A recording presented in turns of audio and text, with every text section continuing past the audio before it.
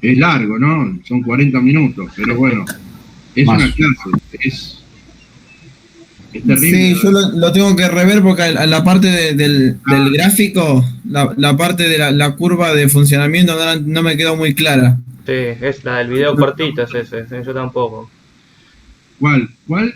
¿Cuál? La que explica el tiristor, que La dice segunda que parte tiene otro bajándole video. la tensión y habiendo una franja para que aumenta la corriente, va cambiando la corriente que recibe la compuerta de activación del tiristor en sí. Ah, no, esperen, en la curva, dicen ustedes, la Sí. curva. Claro. A ver, esperen, bueno, vamos a ver, pero el video lo logran entender, ¿no? Tienen que pausarlo, verlo, porque es realmente muy complicado, parece fácil, pero no es. Hoy vamos a ver otra parte del tiristor, que luego después, bueno, le voy a pasar, no es un video, sino son láminas, pero bueno, después yo se lo voy a pasar. De todas maneras, ahora vamos a conversar, pero a ver, voy a presentar esta pantalla que ustedes me estaban pidiendo. Seguramente creo que sería esto. Esperen, esto. ¿Esta es? Esa misma, sí. Bueno, les explico un poquito de qué se trata. Bueno.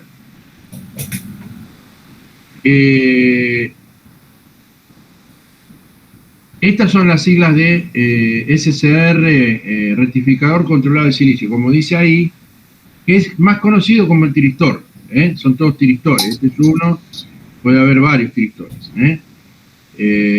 Pero digamos, tiristor 3, quiere decir 3 patas, 3 electrodos, como el transistor también. Pero, a ver, ¿cuál es la función, digamos, primaria del tiristor? El tiristor tiene la función primaria de cerrar, supongamos, una llave, entre los cuales se establece más allá de 500 volts. Ustedes deben entender que una llave electromecánica, ya sea un contactor o lo que sea, si cierra esos contactos, se produciría un gran arco. ¿Lo entienden? Bueno, esta tecnología fue estudiada, digamos, el silicio, el rectificador controlado, como compuesto de 4 capas, ¿no es cierto? Creo que habíamos visto ya el video, ¿se acuerdan? ¿Se lo había mandado yo el videíto? Bueno.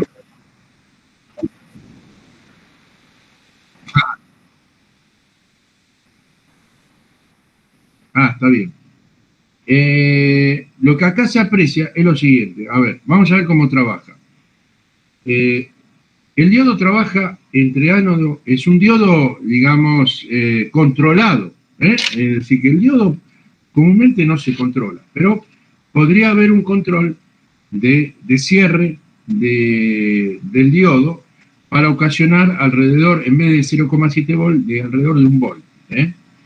Entonces, ese cierre de 1 volt se va a dar naturalmente cuando se aplique una tensión entre ánodo y cátodo de 500 volts, por ejemplo, que fuera este.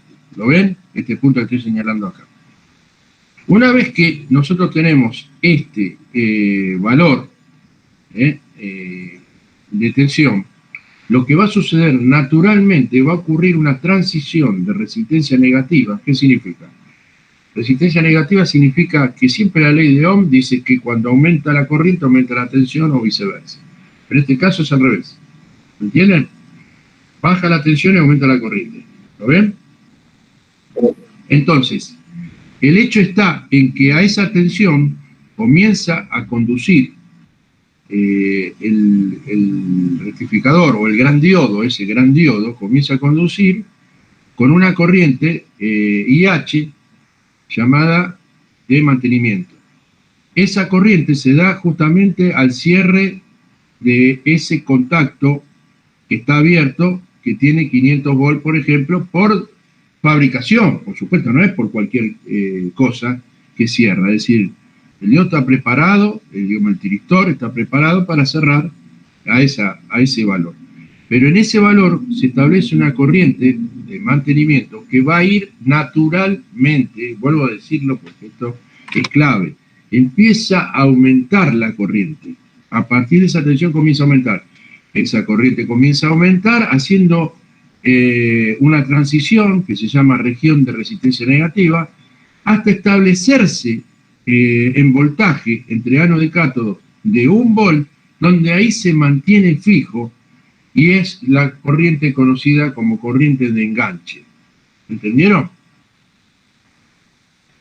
Esta IL, corriente de enganche, porque es la corriente, digamos en inglés, latching, quiere decir corriente enganchada, atrapada. ¿Me entienden?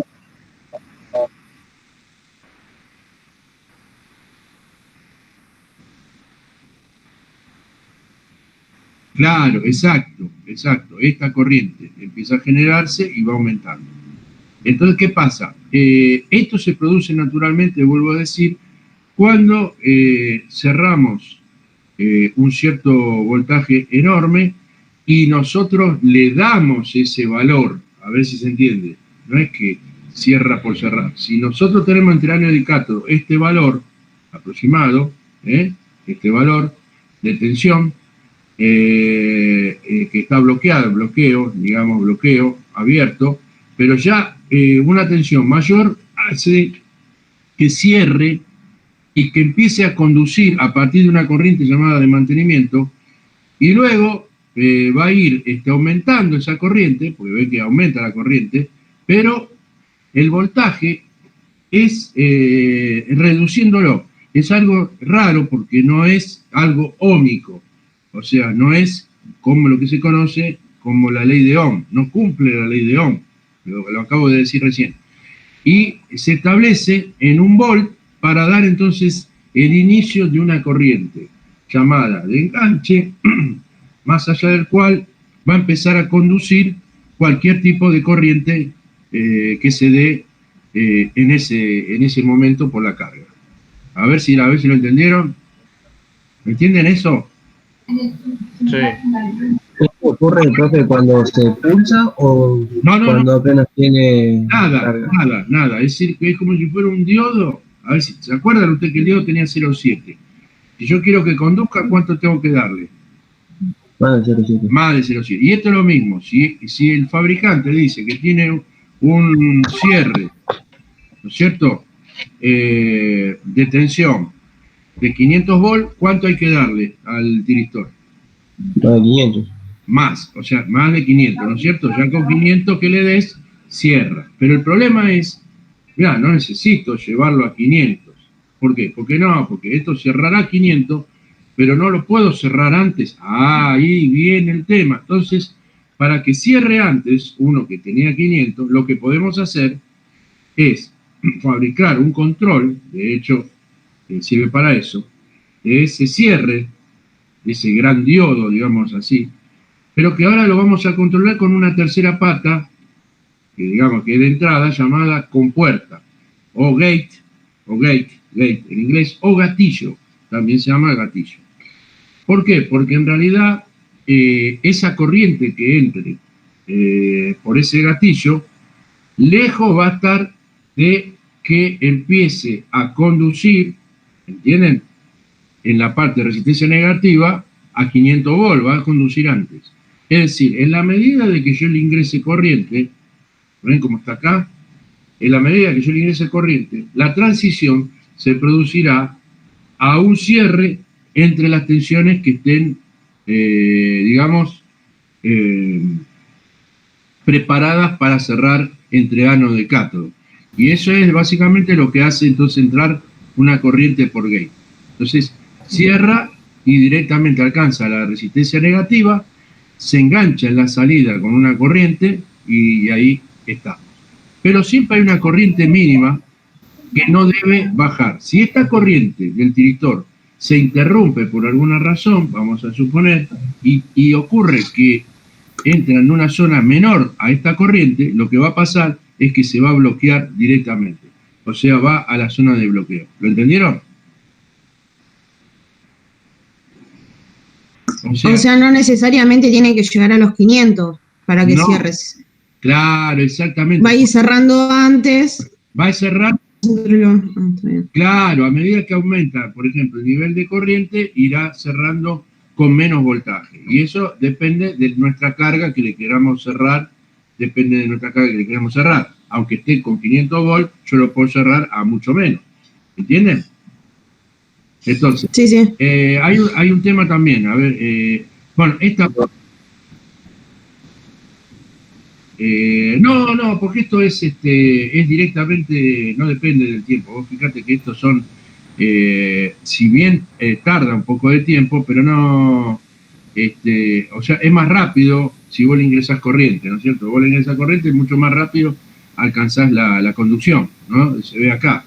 Tiene... Okay. Ahora, más de esto no hay. Ahora, en el video, ahí se explica que tiene que haber un mínimo para poder conducir, ¿no? El gate, para poder habilitar la salida. Ahora, hay una cosa también fundamental. No solamente con corriente se dispara, se llama gatillo. El gate se llama gatillo porque uno le ingresa corriente como si fuera un gatillado. El ingreso de corriente, le disparo, lo llaman circuito de disparo, y entonces cierra la salida el diodo. El diodo, el famoso diodo ese grande, que se llama tiristor, cierra su contacto de salida. Ahora, la salida no la hace cerrando y teniendo 0 volts, lo hace con una tensión llamada VTH. Y eso depende de cada fabricante. VTH sería la tensión del tiristor. ¿Está bien? ¿Se entiende hasta acá? Sí, bueno, profe, ¿le paso una consulta? Sí. ¿Estaría bien decir que la inyección de corriente por el gate sería polarizar la juntura 2? Claro, exactamente, sí. Si uno ve físicamente lo que ocurre, es exactamente lo que está diciendo vos. Lo que estamos haciendo es ir reduciendo la juntura 2, o sea, reducir la zona desierta de la juntura 2, provocando entonces un mayor paso de corriente, ¿es verdad? Claro, todos los dispositivos electrónicos se basan, si uno lo mira por estructura física, en disminuir el ancho de la zona desierta. ¿Está bien? Bien, perfecto. Ahora, les pregunto una cosa, porque el año pasado nosotros no vimos transistores, ¿se acuerdan? Bueno, antes de seguir, ustedes quisieran ver, yo hice un PowerPoint que es muy didáctico, lo hice yo, que es muy didáctico del transistor. ¿Lo quieren? ¿Lo quieren ver? Sí, profe, sí.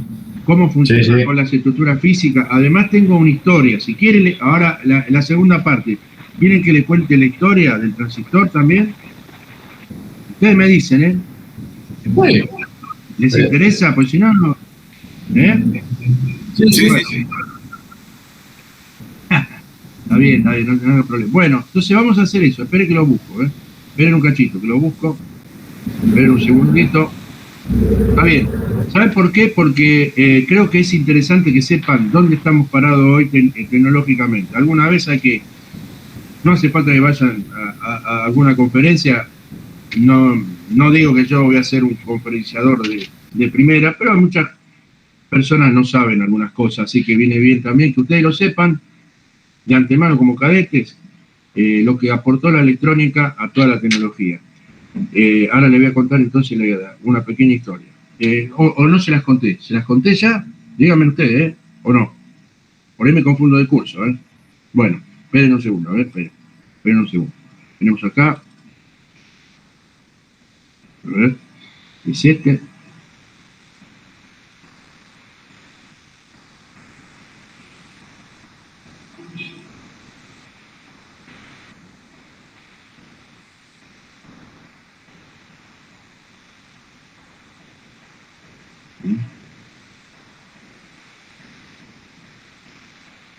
No.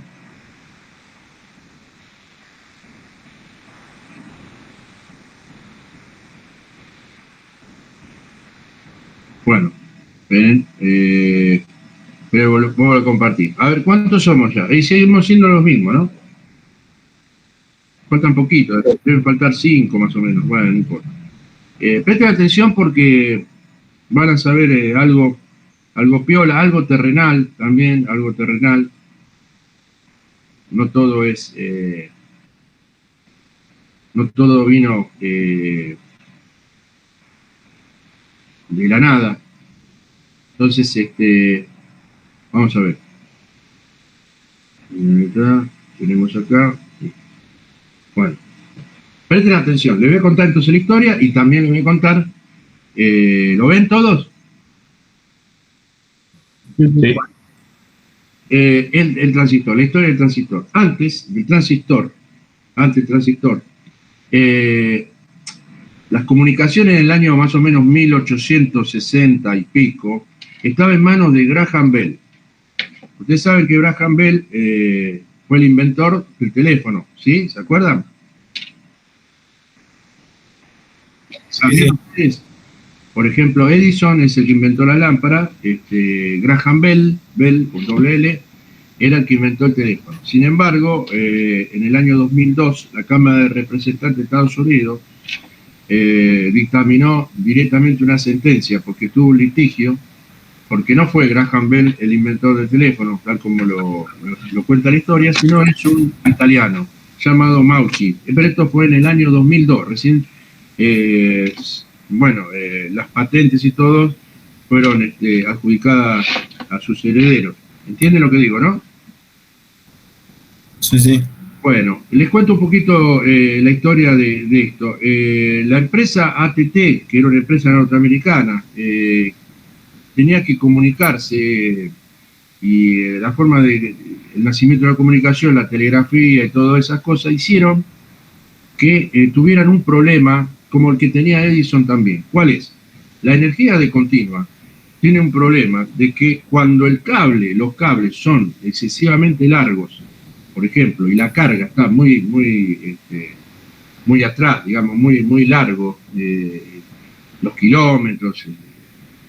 ¿Qué pasa? Ustedes tienen que invertir en mucha energía de continua, tienen que energizar cada vez más sus baterías, etcétera, etcétera. Entonces, eso no es posible.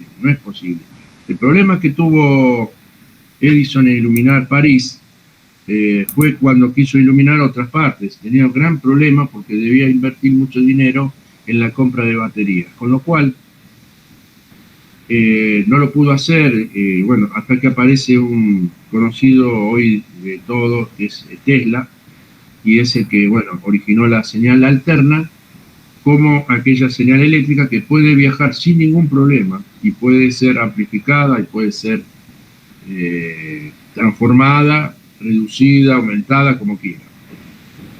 Así que ese problema por ese lado estaba, pero el problema que tenían las comunicaciones era que la voz tenía que transformarse en una señal eléctrica y viajar por una línea. Y el problema que se había inventado, más o menos ya para el 1906, lo que se llamaba el teléfono, pero que se comunicaba, no sé si ustedes vieron en Netflix la serie La chica del cable, por ejemplo. Eran personas que trabajaban operando, es decir, yo escuchaba con quién quiere hablar, con fulano de tal, con el número tal, entonces hacían así, sacaban uno y lo conectaban con el otro, es decir, hacían puentes. ¿Lo vieron alguna vez? ¿En algunas películas o...? Pacheras, puede ser que le decían eso. ¿Cómo? Pacheras le decían eso. Ay, me mataste, puede ser, no te puedo decir. Operadoras, claro, o sea, eran operadoras, sí, porque cuando se comunicaban, decían, operadora, quiero hablar a tal lado, bueno, muy bien, deme su número, bien, bla, bla, bla. Viste que ponían la moneda en el teléfono público también, era clásico de esa época. Pero, ¿qué pasa? El problema era que eso era unos pocos kilómetros. Entonces, la empresa AT&T, una empresa privada, estaba tratando de encontrar la vuelta hasta que se le vencen las patentes a este hombre, a Bell, y antes que se venza, lo quiso vender la empresa, se la quiso vender a una empresa muy conocida por nosotros, que es Western Union. Estamos hablando de 1900, ¿no? 1913 más o menos. Western Union, que era una empresa de correo, de ferrocarriles, etcétera, etcétera, y le preguntó cuánto era que lo quería vender, $100.000, y dijo, bueno, $100.000, no, esos juguetitos de porquería, no. Así fue dicho también, de alguna manera, no querían saber nada con eso que le parecía a Western Union era una pavada. 2 años más tarde encuentran una válvula, la válvula electrónica, no sé si lo vieron alguna vez en un osciloscopio, en esos televisores de antes, ¿se acuerdan? Las válvulas, ¿la vieron alguna vez?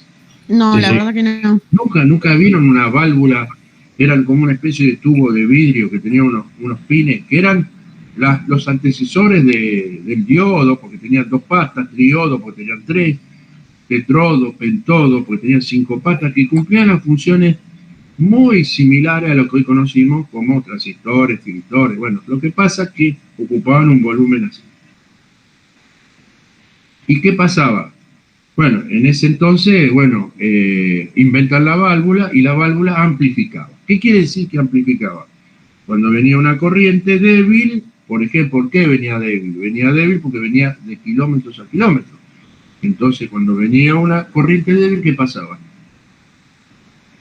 Pasaba por ese elemento de esa válvula, una válvula, y producía una gran presión, o digamos así, un gran nivel de corriente en su salida.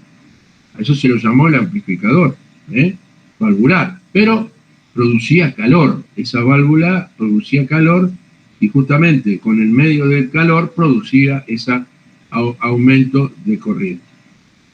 La primera transmisión se produjo que se llamó transcontinental. La primera comunicación fue un presidente de los Estados Unidos, levantó el teléfono y se comunicó de Nueva York a Arizona. ¿Entienden?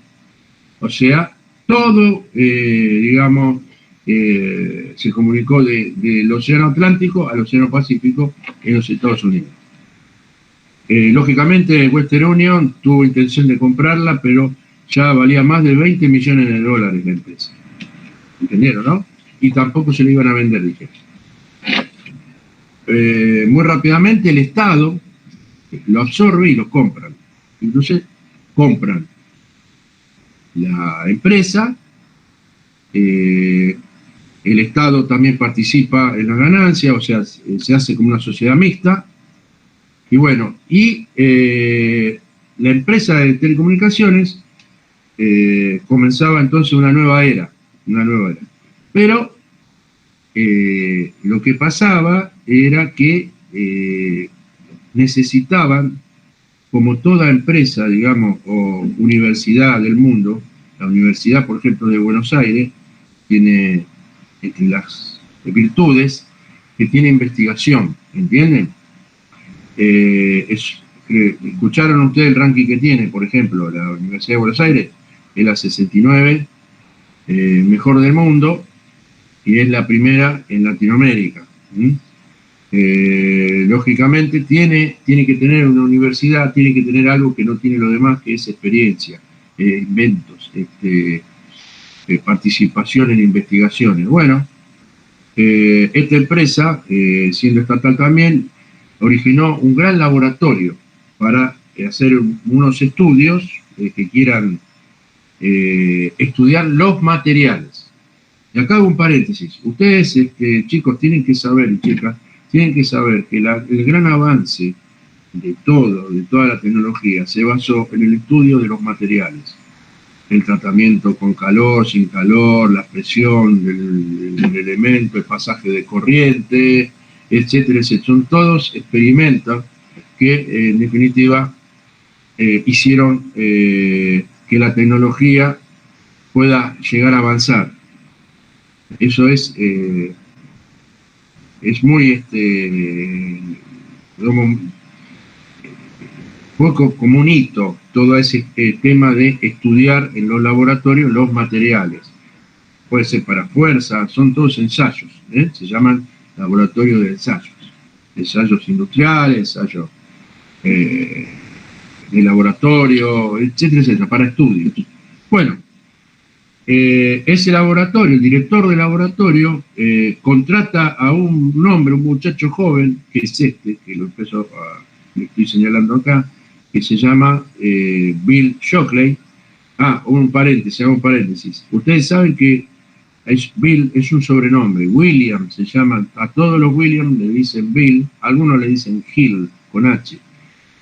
Por ejemplo, Bill Gates, si lo ubican a Bill Gates, si ustedes lo googlean, van a encontrar que no se llama Bill Gates, se llama William Gates. Entonces, no sé si sabían esa curiosidad también.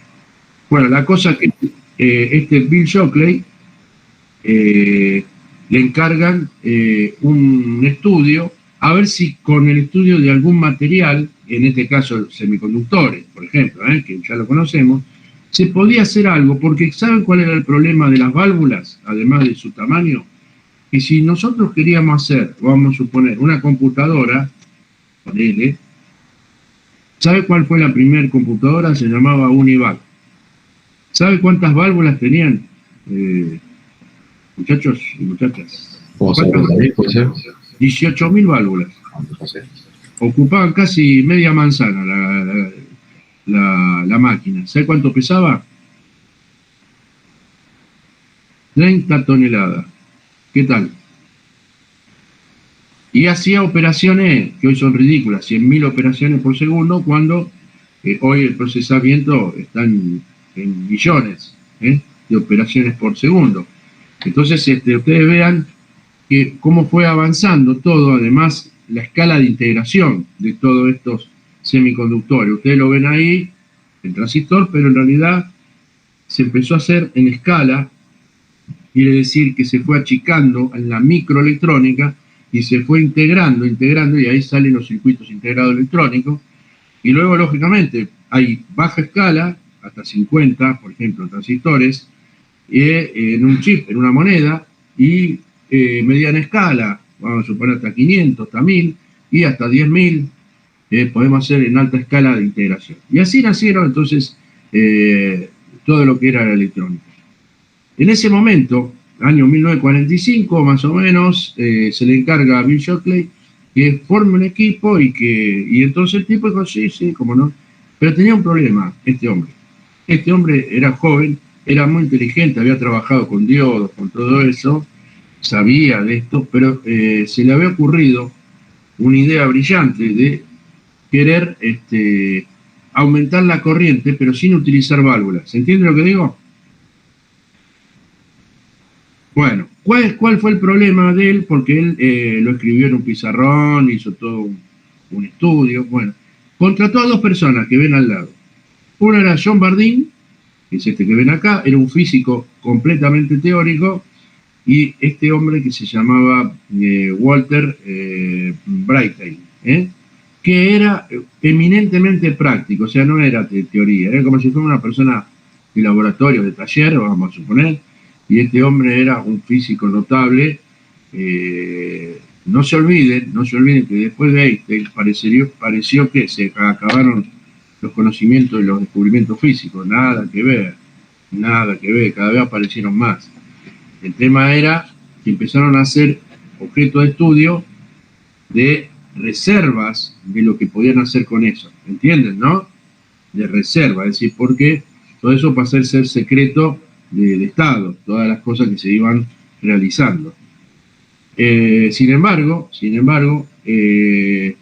bueno, John Bardeen y este hombre fueron seleccionados por para hacer un determinado elemento que él mismo lo había diagramado. Bueno, llega el momento, un año después, más o menos, el 46, cuando ponen a hacerse el experimento. ¿Y saben lo que pasó? No. Salió mal. O sea, lo que quería hacer Bill Shockley no salió. No solamente no salió, porque era bravucón este tipo. Entonces se enojó con los otros dos y un poco los mandó a la miércoles, a los dos. Le dijo que no servía, que lo había contratado después de un año y no puede ser que esto no ande, déjenme verlo a mí, decía, viste, bravucón, para acá, para allá. Sin embargo, en ese año empezaron a trabajar estos dos viendo cuál era la falla que tenía lo propuesto por Bill Shockley, que era el que había presentado esa propuesta, ¿entienden, no? Hasta que, de casualidad, como pasa siempre, bueno, usaron el semiconductor, el silicio, como un medio donde pueda producirse las cargas, ¿me siguen? Y vieron que podían conducirse las cargas como si fuera un sustrato, se llama sustrato. Sustrato significa un medio, que es el semiconductor, y los contaminantes se podían mover, digamos, podían mover electrones y todo, qué sé yo. Bueno, la cosa que conforma lo que se llamaba después el transistor. Viene Bill Shockley y se entera el jefe de laboratorio y le dice a Bill Shockley que estas dos personas habían hecho algo que parece que era bastante curioso, ¿no es cierto? Entonces agarra a este hombre, los encara a los dos y le dice, o se van ustedes o me voy yo, porque esto no es lo que yo les dije que hiciera. Entonces estos dos se enojaron, estos dos dijeron, no, pero mirá lo que hicimos. No. Entonces este dijo que no le importaba un pito lo que habían hecho, porque lo que acá realmente importaba es que hicieran lo que él le había propuesto, para eso los convocó. Bueno, ante todo esto llega a la oficina de ATT, es decir, a la empresa bien arriba, ven todo esto, lo llama a estos dos y le dice, qué gran invento. Este se calienta y se va de la empresa, ¿entienden? Se va de la empresa. Por supuesto que tenía todas, era muy orgulloso, ¿no? Muy bravucón, tenía un convertible en ese momento, imagínense, ¿no? Era un muchacho, era más grande. Bueno, la cosa es que se pone una empresa que se llamó National Semiconductores. Y bueno, ahí comienza a vender los diodos, comienza todo, pero ¿qué pasó? En el año 47 ya estaba funcionando perfectamente esto que era el transistor, así como lo ven acá, ya estaba en el año 1947 funcionando.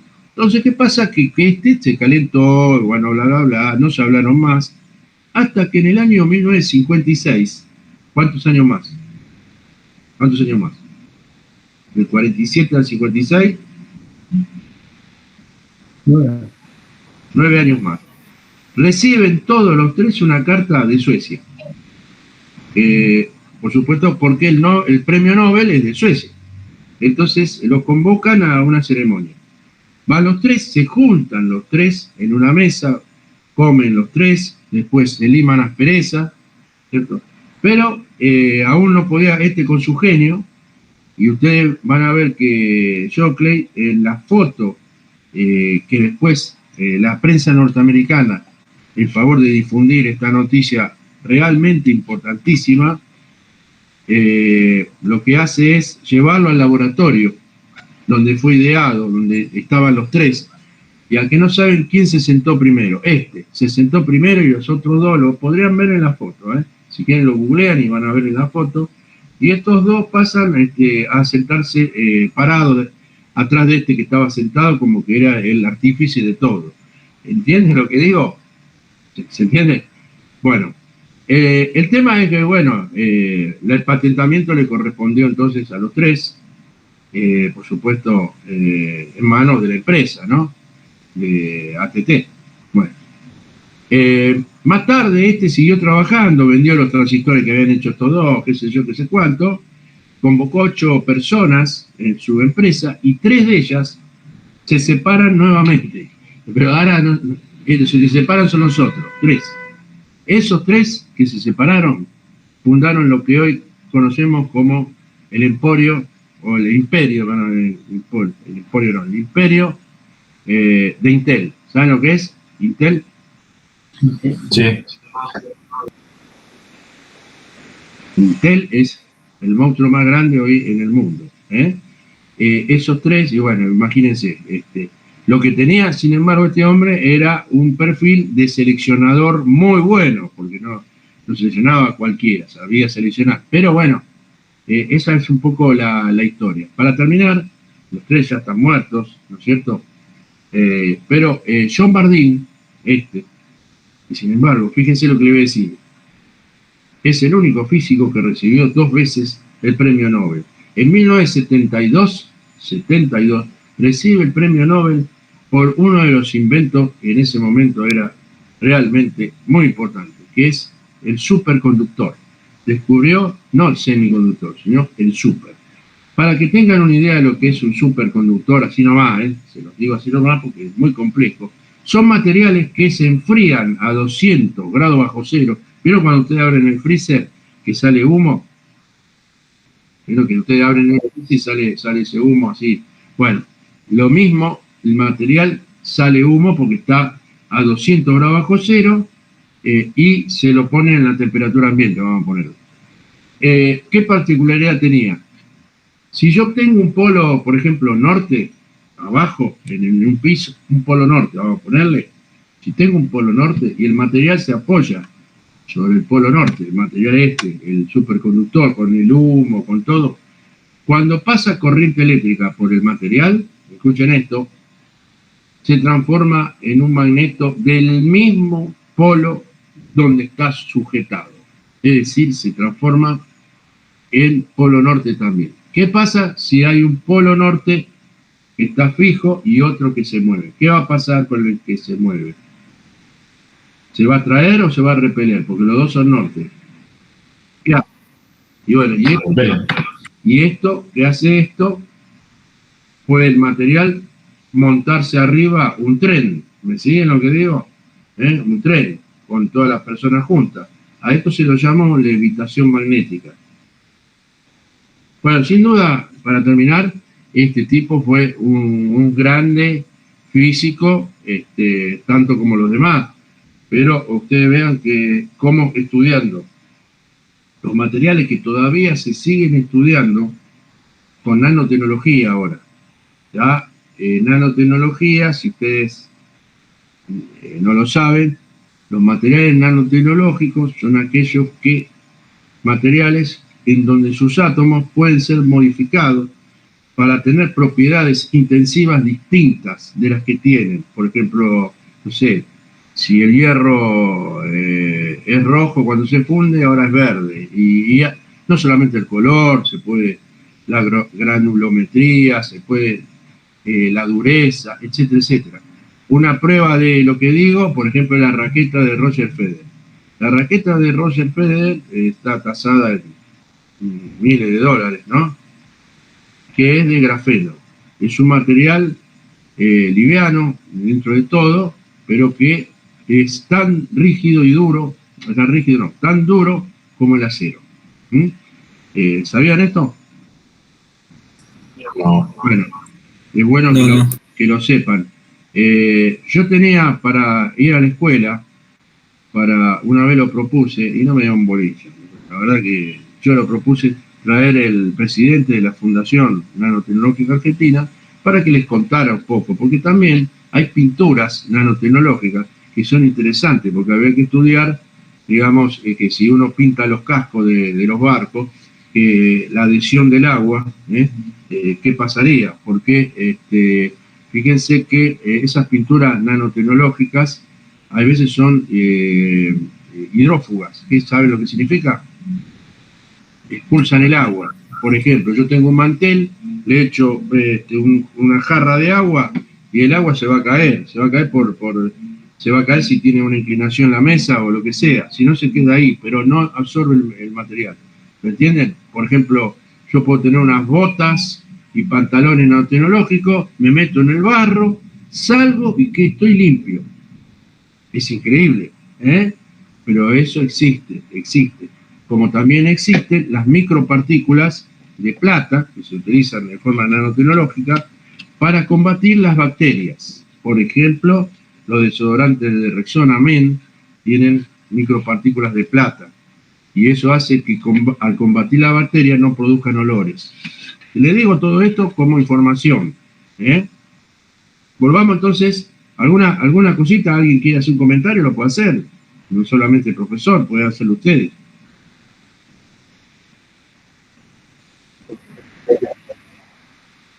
¿Viste? Ya, no, pero en serio les digo que hay hospitales, no acá, donde se pintan las camas para todo lo que sea el problema de virus intrahospitalario, bacterias. Vieron que los quirófanos tienen que tener cuidado. Bueno, se pintan para que puedan, es decir, si la pintura agarra, por ejemplo, una bacteria, la destruye tranquilamente. Son pinturas nanotecnológicas a base de plata, y la plata es antibacteriológica. Búsquenlo, si no, y fíjense. Por eso le digo, el estudio de todos los materiales, cada día nos van dando más y más sorpresas. Bueno, miremos el transistor y es la explicación esta que le voy a dar yo. ¿Vamos? Vamos. ¿Lo ven? 3 capas, semiconductores y 2 uniones. Bien, hasta ahí vamos bien. Colocamos 3 electrodos. Un electrodo llamado colector, uno en base, que es en el material P, y otro en el emisor. Colector, base, emisor. Seguimos. Lo que hacemos ahora es lo polarizamos, es decir, le ponemos las pilas para poder ubicar el punto de energía, y lo hacemos en modo activo, directo, que significa poner una pila mucho más grande positiva en el N que en el P, ubicando entonces esta juntura en forma inversa, es decir, lo que es N le doy más potencial que lo que es B, entonces es como que va a haber una corriente para acá, porque este es más grande que este, pero una corriente muy pequeña llamada corriente IS, ¿se acuerdan del diodo? Por otro lado, la resistencia de base es una resistencia bastante alta para que yo pueda dar una corriente pequeña acá, solamente en base, una corriente pequeña, y vamos a ver lo que ocurre, porque acá hay una corriente aún mucho más pequeña en estos momentos. Seguimos. Fíjense entonces la estructura del ancho de la zona desierta. Acá es angosta porque este es un diodo PN, y fíjense lo que ocurre. Ahí este es más positivo que este, y lógicamente va a haber una corriente que va a circular desde la base hasta el emisor. ¿Está bien? ¿Entienden, no? Acá va a haber una oposición de 0,7 volt, pero digamos, ven gráficamente que es menos ancha que acá. Acá es completamente muy ancha. La zona desierta pues está en inversa. Recordemos que está en inversa porque estos electrones se fueron a P, estos también se fueron acá, y quedaron todos los electrones que estaban acá de N se fueron a P, y los huecos, o sea, la carga positiva que estaban todos por acá, que estaban también acá, al irse dejaron desnudos los contaminantes negativos. Acá los contaminantes positivos. Luego hay un campo eléctrico que va de positivo a negativo. O sea, no, va de positivo a negativo, sí. Entonces, ¿qué va? Hace así, va para acá. Indica como si fuera una señal de tránsito. Así que los electrones, o sea, las cargas positivas tienen que ir en esta dirección, de acá para acá. Pero estas están acá y no pueden ir para allá, por eso quedaron de este lado. Y los electrones, según lo que dice la flecha, tendrían que ir contrario, es decir, estos electrones quieren pasar para acá, pero no pueden hacerlo. Eso se llamó la barrera de potencial. Hay una barrera, como si fueran policías, que no dejan pasar a ninguno de estas hinchadas. ¿Lo entendieron? ¿Hasta acá? Vamos a ver entonces lo que pasa con la corriente. Es decir, ingreso una corriente. Vuelvo a decir, es pequeña esta corriente, aunque parezca mentira, pero esta es como que no existe. Es una corriente de saturación inversa. Era una corriente de nada, nanoamper. Y esta era microamper. Pero bueno, seguimos. Fíjense, ahora sí, estamos señalando, esta corriente tiene este nivel más o menos, gráficamente, va hacia el emisor, y esta corriente que atraviesa esta zona es una corriente de fuga, ¿la ven? Una corriente de fuga que va hasta acá. Entonces, ¿cuál es la idea? La idea es que, ¿por qué esta corriente está pasando muy finita por acá? ¿Por qué? Porque no hay corriente. ¿Por qué? Porque esta barrera es ancha, ¿lo entienden? Bueno, fíjense lo que pasa al ingresar corriente por acá, porque en realidad, fíjense, ¿ven? Como si fueran burbujas, lo que está ingresando también son cargas. No solamente van a circular hacia el emisor, sino también que van a ser atraídas por estos átomos negativos. Entonces, fíjense lo que va a pasar, ¿lo ven? hago otra más. ¿Ven? Todo esto lo hice yo, todo esto lo hice yo para poder explicarlo, ¿no? Y fíjense, ¿y ahora qué pasó? Ya esto está cada vez más angosto. Empezó a agrandarse esta corriente del colector. La salida, esta corriente, cada vez más grande, en base a que yo estoy ingresando la misma corriente por acá y que parte está haciendo de cancelamiento de estas cargas de la zona desierta. Seguimos con otro pulso más, le doy otro pulso más y fíjense que se angostó tanto que ahora la corriente cada vez aumenta más y esto no tiene límite, porque fíjense lo que va a pasar, cada vez es más gruesa y esto es lo que han descubierto estos tres caballeros. ¿Qué es lo que han descubierto? Han descubierto que la inyección de corriente por base, acá, en esta estructura de 3 capas, lo que hace es que en el colector del otro N va a parar una gran corriente hacia el emisor. Y a eso es la corriente llamada de salida. Y esta corriente que de entrada es chica. Es decir, una corriente pequeña se transforma en una corriente grande. Dicho de otra manera, se transfiere la corriente chica de la entrada a una corriente grande de salida. O una resistencia grande a una resistencia pequeña. De todas maneras, es una transferencia. Entonces, por eso se lo llamó transistor. Transferir,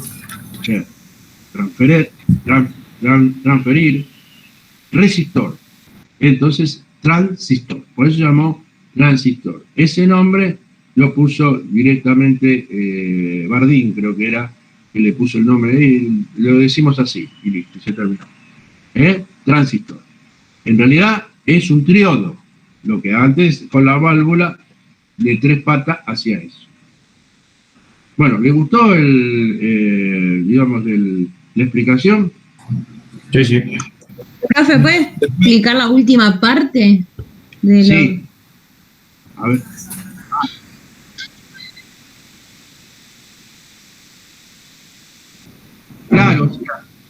Claro, es muy parecido, pero se le agrega, claro, una pata de control, pero ya en vez de es muy parecido.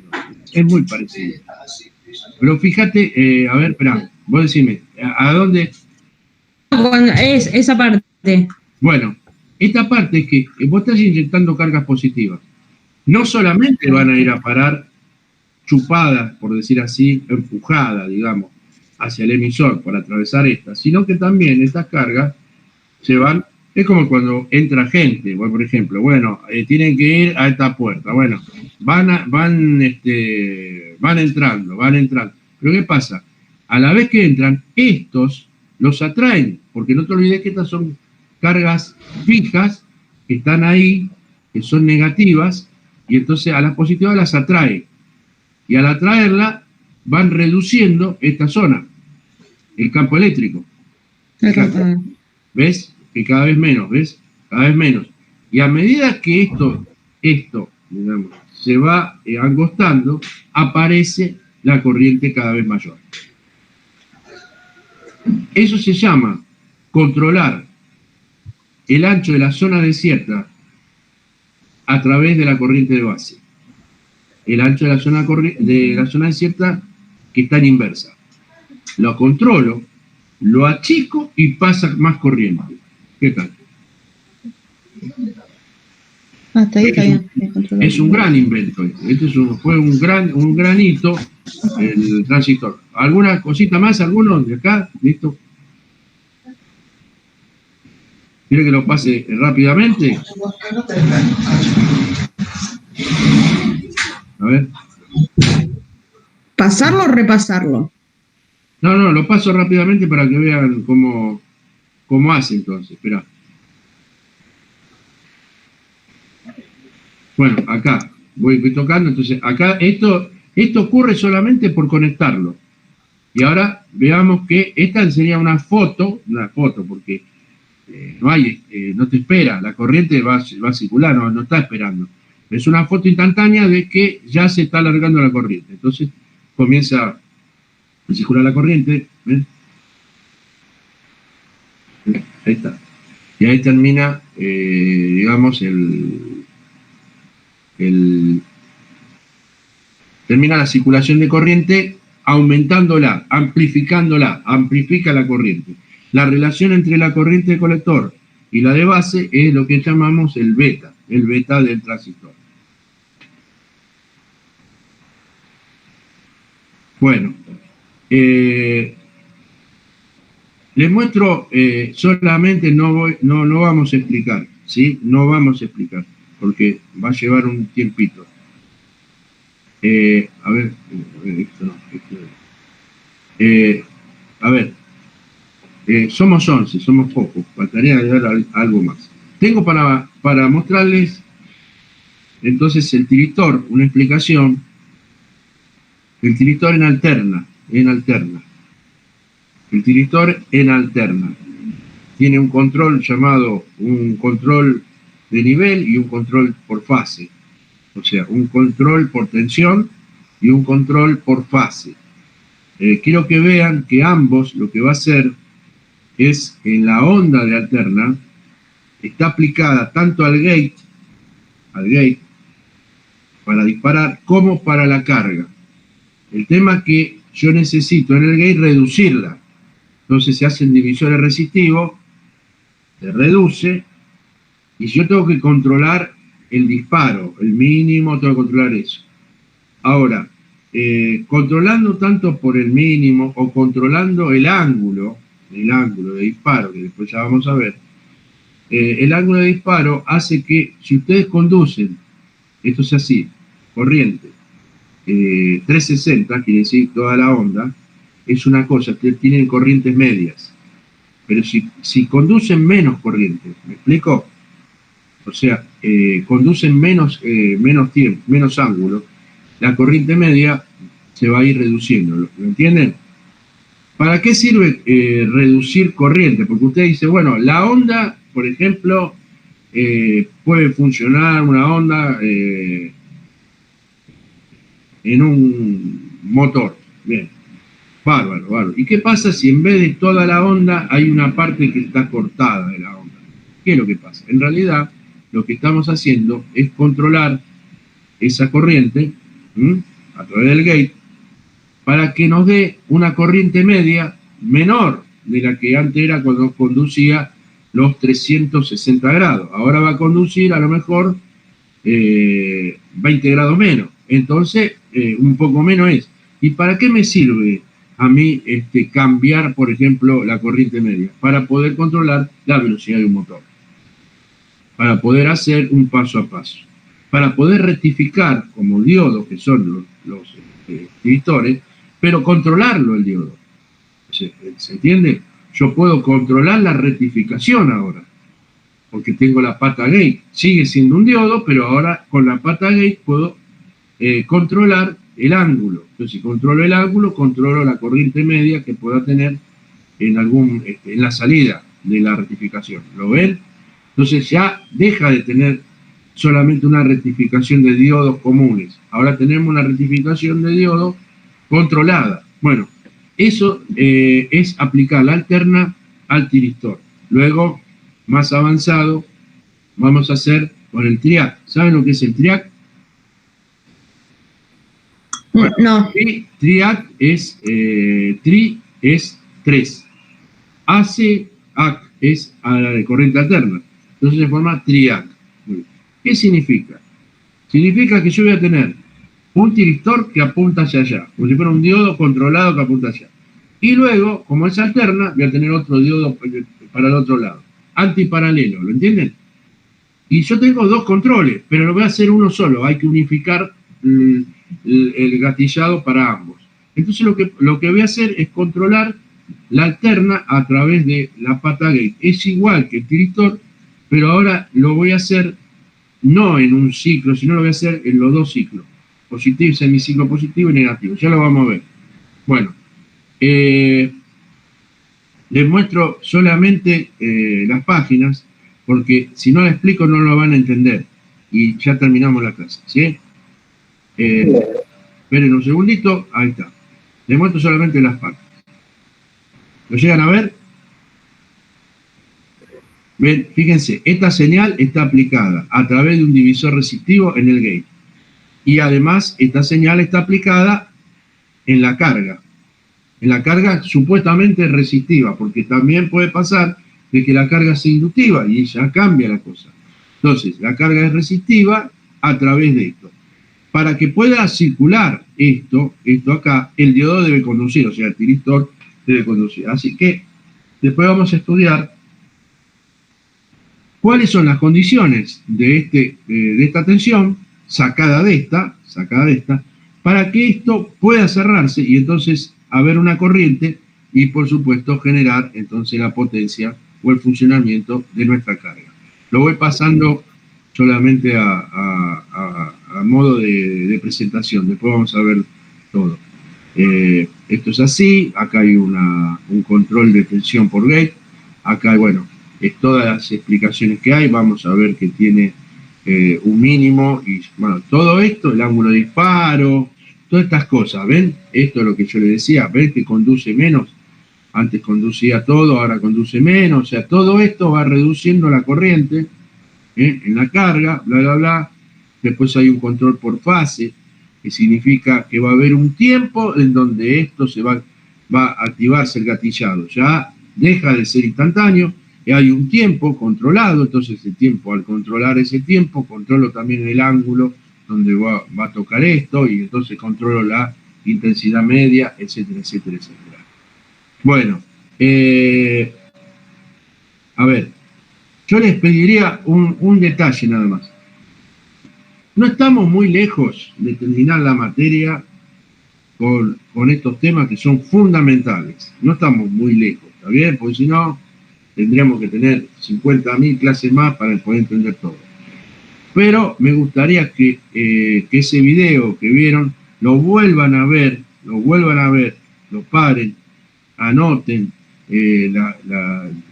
las láminas esas, lo hagan ese trabajo y traten de entender lo que yo quiero decir. En la próxima clase lo que podemos hacer es que me pregunten sobre ese video y después veremos este, ¿está bien? Eso era el tiristor en continua y ahora el tiristor en alterna, que todavía no se lo expliqué, pero me gustaría que supieran bien el tiristor en continua. Hay un ejemplo también. Camila? Sí, profe. Sí, y después me dicen, a ver qué parte es la que o que no entienden, o al revés, o me gustaría ver su opinión, esto es así, claro, listo, ahí está entendido, muy bien. No necesariamente no quiero tomar examen, menos a tercero, no, a usted no le voy a tomar. Solamente, sí le voy a hacer, sí, lógicamente van a tener una nota acorde a la presencia, a la participación que estoy haciendo acá. Lógicamente que después yo les voy a decir qué es lo que va a venir en el final, para que se vayan preparando. Tampoco sabemos nada, no sé si ustedes saben algo, no se sabe nada todavía si va a haber clase. Algunos querían dar clase ahora, querían que vayan a la escuela, no sé si lo están logrando, o sea, educación física lo tienen que hacer porque es del año pasado. Pero algunos decían, no sé si es verdad, a ver, díganme ustedes, ¿tienen natación ahora actualmente? No. ¿Educación física, algo así? Natación No. la dan en un día y se rinde ese mismo día y después no se da más, pero... No, de este año. La que corresponde... No, en realidad tercer año no tiene más natación, pero nosotros sí. adeudamos la natación de segundo año. No, pero yo me refería a las clases de educación física, de natación. No, todavía no. La idea es rendirla un día, ir rendida en un día y ya está. Pero Porque parece que se está hablando de que vayan, ¿viste? No es la estupidez, pero va, ya está. Así que bueno, cualquier cosa averigüen, ¿no? Pero, digamos, hay gente que quiere hacerlo ir para... Pero me parece que ya a esta altura ya no vale la pena ir, salvo las materias prácticas, ¿está bien? Y el final, los finales seguramente se van a tomar presenciales, chicos, eso ya de movida, Todos los finales se van a tomar presenciales. ¿Tuvieron alguna cuatrimestral?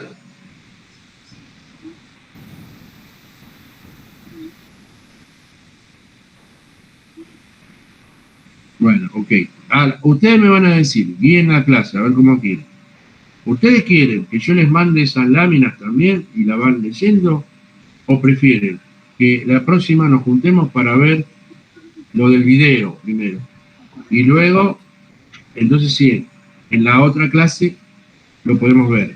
Dicho sea de paso, la próxima clase es la próxima semana, porque vamos a ir apurando, es preferible que sobre la clase. No es toda la semana, pero vieron que había una que no lo tuvimos, qué sé yo. Bueno. Así que la próxima clase entraría otra vez, ¿no es cierto? La semana que viene. ¿Está bien? Bueno. Bueno, así que vemos esto. Vemos el video. Por supuesto, no el video de vuelta, vean ustedes todo. Vemos las láminas del video y podemos seguir explicando ahí algo que no hayan entendido. ¿Está bien? Está muy bueno el funcionamiento del tiristor, está muy bueno, en serio les digo. Fíjense que el ejemplo último que está en el video es un control de calefacción. ¿Cómo funciona un control de calefacción? También le voy a enseñar un control de oscuridad con un transistor y un control de detección de oscuridad y de detección de luz. La próxima clase le voy a enseñar un circuito práctico con un transistor. Básicamente lo pueden hacer. Bueno, ¿alguna cosa más? Los saludo, los aprecio siempre. Lástima que no nos vemos, pero bueno, esto es así. Estamos coordinados con porquería, así que bueno. Bueno, gracias Martín por los servicios, que eres mi secretario, Martín. Ya, lo llamo. Listo, profe, nos vemos la semana que viene entonces. Buena semana. Chao, chao.